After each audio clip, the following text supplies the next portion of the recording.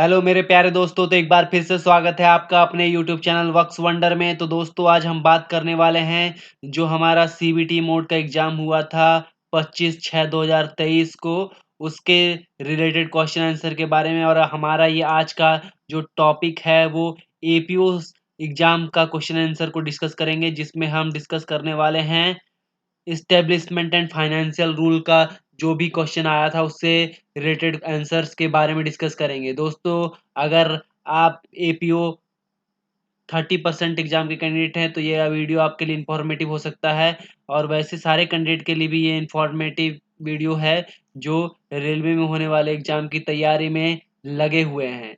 तो जो एग्ज़ाम हुआ था हमारा सीबीटी मोड का, उसमें जो क्वेश्चंस दिए गए थे एपीओ एग्ज़ाम का जो क्वेश्चंस दिए गए थे, उसमें इस्टेब्लिशमेंट एंड फाइनेंस से रिलेटेड जो है वो टोटल 30 क्वेश्चन पूछे गए थे। टोटल कितने क्वेश्चन पूछे गए थे? 30 क्वेश्चन पूछे गए थे। तो अभी आप चाहें तो जिन-जिन सवालों का आपको लग रहा है कि आपका आंसर सही है, तो आप उसका ऑब्जेक्शन रेज़ कर सकते हैं। तो और ये जो टाइमिंग है वो कितना है, 30 जून तक आपको ये टाइमिंग दी गई है कि आप क्या कर सकते हैं, अपने ऑब्जेक्शन रेज़ कर सकते हैं, अगर आपको किसी क्वेश्चन पे लग रहा है कि डाउट है तो। आप चाहें तो हमें कमेंट सेक्शन में भी बता सकते हैं, हम आपको उसका आंसर कमेंट सेक्शन में देंगे अगर आपको किसी क्वेश्चन पे डाउट है तो। और दोस्तों, आप सभी से रिक्वेस्ट है कि आप अपना ज़ोन वाइज़ एपीओ एग्ज़ाम में जितने भी मार्क्स आए हैं वो कमेंट सेक्शन में बता सकते हैं कि किन-किन लोगों को कितने-कितने मार्क्स आए हैं, ताकि बाकी लोगों को भी पता चल पाए कि उनका कितना कट ऑफ जाने वाला है। तो ये दोस्तों, आपसे रिक्वेस्ट है कि आप इसको कमेंट सेक्शन बनाएँ बताएँ कि कितना मार्क्स आ रहा है किसको। तो सबसे पहला क्वेश्चन जो था फाइनेंस एंड एस्टेब्लिशमेंट रूल से, तो क्वेश्चन था what is the full form of PRAN? How many digit does a PRAN number है? मतलब प्रान नंबर का जो पूर्ण रूप क्या है, प्रान का जो फुल फॉर्म क्या है और प्रान नंबर कितने अंकों का होता है? तो इसका जो सही आंसर था, इसके अनुसार जो दिया गया था, इसका सही answer permanent retirement account number, permanent retired account number. और ये कितने डिजिट का होता है? ये 12 डिजिट का होता है। कितने डिजिट का होता है? 12 डिजिट का दिया होता है, ये बताया गया है। उसके बाद नेक्स्ट है what is the maximum period of suspension that can be extended at a time after review of competent authority? तो यहाँ पे दिया गया है कि अगर कोई जो है कर्मचारी, उसको क्या है, निलंबित किया जाता है, तो निलंबित करने के बाद उसे क्या है, किसी कॉम्पिटेंट अथॉरिटी के समक्ष क्या कहता है, रिव्यू के लिए रखा जाता है। तो रिव्यू करने के बाद क्या है, कितनी अवधि तक उसका जो है सस्पेंशन बढ़ाया जा सकता है? तो इसका सही आंसर जो नायर की तरफ से दिया गया है वो दिया गया है 180 डेज। इसका सही आंसर कितना दिया है? 180 डेज तक उसका सस्पेंशन पीरियड को बढ़ाया जा सकता है। फिर दिया गया है question what is the minimum period of child care leave to be consider for sanction to a female government servant? तो इसमें दिया गया है कि अगर एक महिला कर्मचारी जो है उसको चाइल्ड केयर लीव की मंजूरी के लिए विचार किया गया है, तो कितना न्यूनतम अवधि के लिए उसके सैंक्शन को कंसिडर करना पड़ेगा, मतलब कितना दिन पहले उसको जो है मंजूरी देने के लिए विचार किया जा सकता है? तो इसका सही आंसर जो है वो टोटल 5 डेज़ होगा, 5 दिनों का। 5 दिनों के अंदर क्या होना पड़ेगा उसको, उसका अगर मंजूर करना है तो उसके लिए कंसिडरेशन पीरियड होगा वो टोटल 5 दिन होगा, 5 डेज़ होगा। क्या होगा? 5 डेज़ होगा। उसके बाद जो दिया गया है कि what is the penalty per day to be imposed against a central public information officer for giving misleading information? तो अगर क्या दिया गया है, भ्रामक सूचना देने के लिए केंद्रीय लोक सूचना अधिकारी के खिलाफ प्रतिदिन कितना जुर्माना लगाया जा सकता है? तो अगर क्या है, जो सेंट्रल पब्लिक इंफॉर्मेशन ऑफिसर है, अगर कोई वो गलत इन्फॉर्मेशन देता है तो उसके अगेंस्ट में क्या है, पेनल्टी इम्पोज किया जाएगा। तो उसका जो सही आंसर इसके दिया दिया है ऑप्शन नंबर 2, यानी क्या होगा, ऑप्शन नंबर 2 क्या है, 250 रुपये प्रतिदिन, 250 रुपये प्रतिदिन होगा। 250 रुपये प्रतिदिन उस पे जुर्माना लगाया जा सकता है। नेक्स्ट है what is the most period for transfer of application to the public authority for request for information under RTI? तो यहाँ पे दिया गया है कि आरटीआई अधिनियम धारा 6(3) के तहत जो है सूचना के अनुरोध के लिए आवेदन को अन्य लोक प्राधिकरण को स्थानांतरित करने की समय अवधि कितनी है? तो यहाँ पे क्वेश्चन पूछा गया है कि मान लीजिए कोई आरटीआई एप्लीकेशन आपके पास आता है, आपके ऑफिस में आता है, और वो क्या है, आपसे रिलेटेड ना हो के किसी दूसरे ऑफिस से रिलेटेड है, तो कितने दिन में उसको ट्रांसफर कर देना पड़ेगा? तो इसका जो सही आंसर दिया गया ऑप्शन नंबर 3 दिया गया है, यानी कितना होगा, 5 दिनों के अंदर। 5 दिनों के अंदर क्या है, उसको फॉरवर्ड करना पड़ेगा, स्थानांतरित करना पड़ेगा दूसरे जिससे रिलेटेड वो आरटीआई मांगा गया है। नेक्स्ट दिया गया है in case of availing child care leave the age of dependent disabled children should be. तो हमने ये पढ़ाया था कि जो भी डिजेबल चिल्ड्रन है उसके केस में जो चाइल्ड केयर लीव मिलेगा वो कितने दिनों का मिलेगा। तो इसका सही आंसर है कि नो लिमिट है। इसमें क्या है, नो लिमिट है। चाइल्ड केयर वाले के केस में क्या है, नो लिमिट दिया गया है। आपको क्या है, ऐसे नॉर्मली कितना 18 वर्ष तक होता है, 18 नॉर्मली के केस में कितना होता है, 18 वर्ष तक में होता है।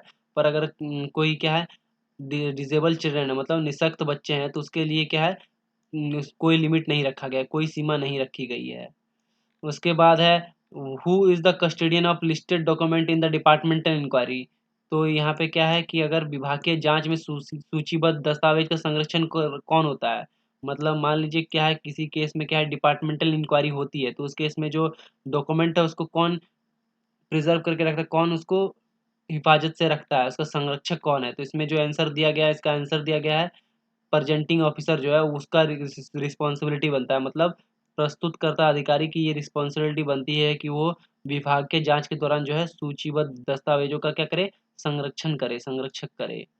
नेक्स्ट जो है who will be who will take a decision whether the changes have been established before passing final order. तो यहाँ दिया गया अंतिम आदेश पारित करने से पहले यह निर्णय कौन करेगा कि आरोप सिद्ध हुए या नहीं। तो ये क्या है, अगर किसी को क्या है, किसी के अगेंस्ट में क्या है कोई कार्रवाई चल रहा है तो उसके अगेंस्ट में क्या है कि ये कौन डिसीजन देगा कि उसको उसको पनिशमेंट देना है कि उसका आरोप क्या है सिद्ध हुआ है कि नहीं, इसका कौन डिसीजन लेगा। तो इसका जो सही आंसर है अनुशासनिक अधिकारी जो होता है यानी डिसिप्लिनरी अथॉरिटी जो है वही डिसाइड करेगा कि उसको क्या है आरोप सिद्ध हुआ कि नहीं और उसके अगेंस्ट में एक्शन लेना है कि नहीं। कौन डिसाइड करेगा, डिसिप्लिनरी अथॉरिटी मतलब अनुशासनिक अधिकारी ये डिसीजन लेगा।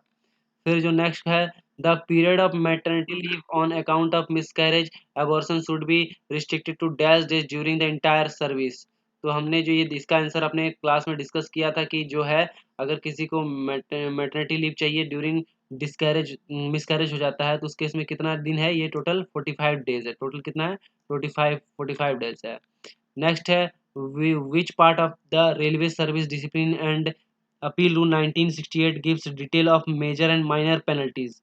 तो जो कौन से रूल के अंदर क्या है मेजर एंड माइनर पेनल्टी का जिक्र है, रेलवे सेवक अनुशासन अपील नियम 1968 का कौन सा भाग दीर्घ और लघु दंड का विवरण देता है। तो इसका जो सही आंसर यहाँ पे दिया गया है पार्ट 4। पार्ट 4 में क्या है, ये बताता है कि कौन सा मेजर और माइनर पेनल्टी है। उसके बाद जो है दिया गया है who where appointed authority are not available who should be treated as appointed authority। तो जहाँ पे क्या है नियुक्ति पदाधिकारी क्या है उपलब्ध नहीं है तो वहाँ पे क्या है नियुक्ति पदाधिकारी के रूप में किसे माना जाएगा। तो इसका सही आंसर जो दिया गया है आंसर नंबर 3 दिया गया। कितना दिया गया, आंसर नंबर 3 दिया गया, यानी कौन होगा, महाप्रबंधक और जीएम होगा। जीएम जो होगा वो क्या होगा, नियुक्ति पदाधिकारी के रूप में हो कार्य काम कर सकता है। उसके बाद है recognised trade union official can be allowed to act as a defence council in DAR cases in dash number of cases. तो जो है जो भी ट्रेड यूनियन है जैसे मजदूर यूनियन हो या एम्प्लॉयज यूनियन हो वो क्या कर सकता है डिफेंस काउंसिल के रूप में कार्य कर सकता है। अगर वो क्या है उसका डिफेंस काउंसिलर बनना चाहता है तो उसके इसमें कितने नंबर ऑफ केसेस ऐसे वो कर सकता है। तो उसका सही आंसर जो है दिया हुआ है वो 2, तो मैक्सिमम 3 मामलों में ऐसे 3 केसेस में वो कर सकता है।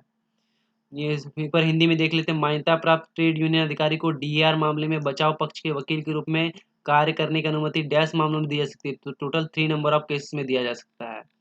उसके बाद जो क्वेश्चन है from which financial year was railway budget included to the general budget. तो ये हमने बहुत बार अपनी क्लास में बताया कि जो जनरल बजट और रेलवे बजट को कब मर्ज किया कर दिया गया। तो इसका सही आंसर जो है 1917 2017-18 में दिया गया। 2017-18 में क्या किया, मर्ज कर दिया गया।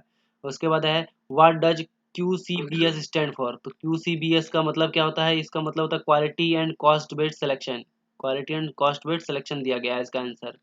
उसके बाद जो क्वेश्चन दिया गया the gross budgetary support towards capital expenditure of Indian railway for the year 23-24। जो 23-24 के लिए जो बजटरी एलोकेशन है, कैपिटल बजटरी एलोकेशन जो है वो कितना है। तो इसका जो सही आंसर दिया गया वो आंसर है 2 लाख करोड़ रुपए। 2 लाख करोड़ रुपए जो है इसका सही आंसर यहाँ पे नायर की तरफ से दिया गया है।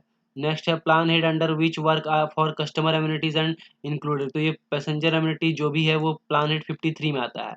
प्लान हेड कितना में आता है? 53। इसका सही आंसर क्या होगा? प्लान हेड 53 में आता है। पैसेंजर एम्यूनिटी, ग्राहक की सुविधाओं के लिए जो भी चीज या कार्य होना है वो कितना आता है? प्लान हेड 53 में आता है। ये भी हमने अपने क्लास में बताया था। उसके बाद है the power of general manager for sanction work under plan head 16 is up to. तो जनरल मैनेजर की जो पावर है, मतलब प्लान हेड 16 के अंतर्गत जो भी कार्य स्वीकृत होंगे, महाप्रबंधक की शक्तियां कितने तक है? तो इसका जो सही आंसर दिया गया है 2.5 करोड़। 2.5 करोड़ तक क्या कर सकता है? जीएम सैंक्शन दे सकता है। नेक्स्ट है after the merger of railway budget what has been the major implication. तो क्या है? रेल बजट के विलय होने के बाद मुख्य जो निर्हार्थ का क्या कर रहा है, क्या रहा, तो उसका जो कंक्लूजन है वो क्या रहा? तो इसका सही आंसर क्या है?